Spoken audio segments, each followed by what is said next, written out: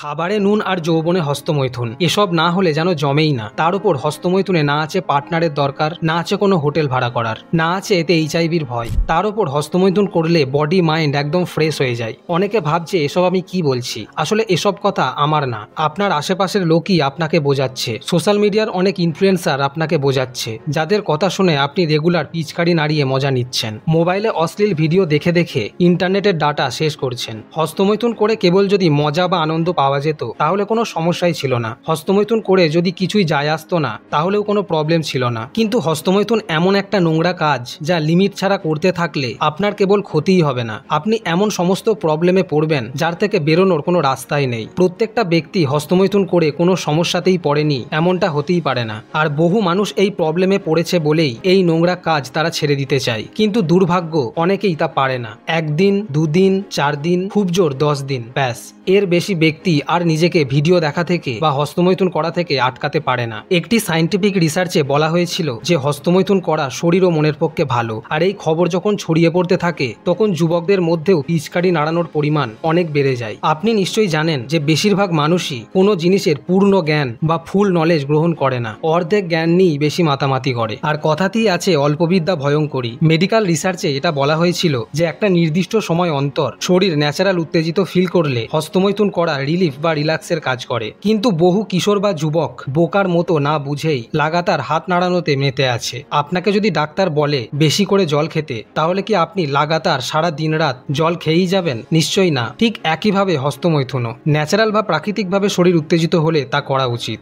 দুঃখের বিষয় হলো আমাদের চারপাশে এত অশ্লীল জিনিস বৃদ্ধি পাচ্ছে, বিশেষ করে সোশ্যাল মিডিয়াতে এত বাজে কন্টেন্টের বৃদ্ধি হচ্ছে যে বাচ্চা থেকে বুড়ো সবাই এই নোংরা জালে শিকার হয়ে যাচ্ছে। কিন্তু আপনাকে এটাও বুঝতে হবে যে সোশ্যাল মিডিয়াতে খারাপের পাশাপাশি অনেক ভালো জিনিসও আছে, শিক্ষণীয় জিনিসও আছে। একদিকে অনেক ব্যক্তি যেমন ইন্টারনেটকে ভুলভাবে ব্যবহার করে হস্তমৈথুন করে প্রতিদিন নিজের বীর্য নষ্ট করছে, অন্যদিকে আবার অনেক যুবক ইন্টারনেটকে সঠিকভাবে ইউজ করে ঘরে বসে কত কিছু শিখছে, টাকা ইনকাম করছে। অনেকে এটাও ভাবে যে যত নষ্টের মূল এই মোবাইল না থাকলে এত প্রবলেম হতো না, কিন্তু এটা মানুষের ভুল ধারণা। কোনো ব্যক্তিকে যদি একটা ছুরি দেওয়া হয় সেটা তার মাইন্ডের উপর নির্ভর করছে যে সে সেটা দিয়ে ফল শাকসবজি কাটবে নাকি কোনো খারাপ কাজে ইউজ করবে। 2023 সালের ক্রিকেট ওয়ার্ল্ড কাপে ইন্ডিয়া ভার্সেস অস্ট্রেলিয়ার ফাইনালে ভারতীয় দর্শকের স্টেডিয়াম ভরে গিয়েছিল। যেখানে অস্ট্রেলিয়া দেশের জনসংখ্যা 2 কোটি প্লাস, সেখানে ভারতের জনসংখ্যা 146 কোটিরও বেশি। এত সাপোর্টার, এত চিৎকার সত্ত্বেও খেলার স্ট্র্যাটেজির কাছে ইন্ডিয়া অস্ট্রেলিয়ার কাছে হেরে যায়।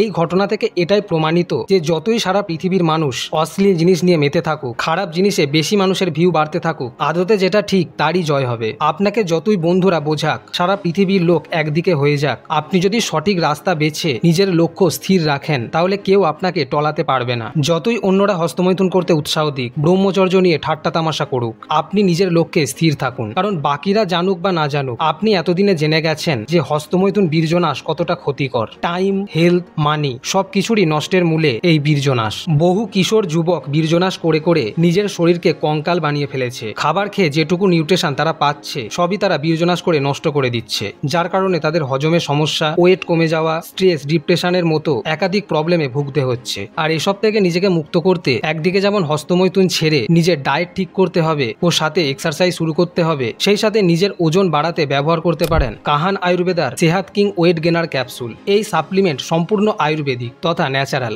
কারণ এতে রয়েছে বিভিন্ন ন্যাচারাল ইনগ্রেডিয়েন্টস যেমন অশ্বগন্ধা, মুলেঠি, সিংঘারা, দ্রাক্ষা, শ্বেতাবড়ি, গোখরু, আমলা, সফেদ জিরা, মাখানা, বালাবীজ, আরও অনেক কিছু, যা আপনার ওজন বৃদ্ধি করতে হেল্প করবে, আপনার ডাইজেস্টিভ সিস্টেমকে উন্নত করবে, স্ট্রেস রিডিউস করবে। এছাড়া এর মিক্স নিউট্রিশন আপনার স্ট্যামিনা বৃদ্ধি করবে। এই ক্যাপসুল সম্পূর্ণ আয়ুর্বেদিক এবং এটি জিএমপি ও আইএসও দ্বারাও সার্টিফাইড। এটি পুরুষ এবং মহিলা প্রত্যেকেই ব্যবহার করতে পারবেন। আপনি এই নাম্বারে কল ও হোয়াটসঅ্যাপ করে এই বিষয়ে ইনকোয়ারিও করতে পারেন। আমি ডেসক্রিপশনে এর সমস্ত লিঙ্ক দিয়ে দিয়েছি, আপনি সেখান থেকে প্রোডাক্টটি চেক আউট ও বাই করতে পারেন। আর এর পাশাপাশি আপনাকে যে বিষয়ে ধ্যান দিতে হবে তা হলো আপনার পিচকারি নাড়ানোর পরিমাণ। সবার প্রথমে একটি মাসকে 4টি ভাগে ভাগ করুন এবং প্রতি সপ্তাহে দেখুন আপনি কতবার হস্তমৈথুন করছেন। প্রথম সপ্তাহে যদি 5 দিন করেন তাহলে পরের সপ্তাহে 4 থেকে 3 বার করুন। এইভাবে যেন তা কমতে কমতে একদিনে পৌঁছায়। আর যখন সেটি মাসে একবারে পৌঁছাবে তখন আপনার মধ্যে যে কনফিডেন্স লেভেল বৃদ্ধি পাবে আপনি নিজেই অবাক হয়ে যাবেন। হস্তমৈথুন যখন কমাতে থাকবেন তখন শরীরে বীর্যের পরিমাণ বাড়তে থাকবে,